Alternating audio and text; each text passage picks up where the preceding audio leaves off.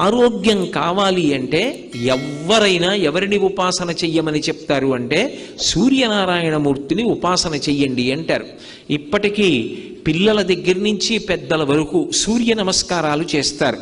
ఆ సూర్య నమస్కారాల్లో కేవలం 10 విధములైనటువంటి భంగిమలతో చేసే నమస్కారాలు ఉన్నాయి. అవి తేలికగా చెయ్యడానికి వీలుగా ఉంటాయి. ఆ సూర్య నమస్కారం చెయ్యడం కేవలము శరీరమునకు ఆరోగ్యం ఇవ్వడానికి ఒక్కదానికే కాదు, ఆ సమయంలో సూర్య బింబాన్ని ఉపాసన చేస్తారు మనసుతో. ఆ ఉపాసన చేసిన కారణం చేత దృష్టి నిలబెట్టడం కూడా అలవాటు అవుతుంది. దృష్టిని కేంద్రీకరించడం, ఒక విషయాన్ని పరిశీలిస్తున్నప్పుడు, ఒక విషయాన్ని చదువుతున్నప్పుడు, ఒక విషయాన్ని వ్రాస్తున్నప్పుడు దృష్టిని దాని మీదే కేంద్రీకరించగలిగినటువంటి శక్తి దేని వలన ఉత్పన్నమవుతుంది అంటే కేవలముగా ఆ సూర్య నమస్కారముల యందు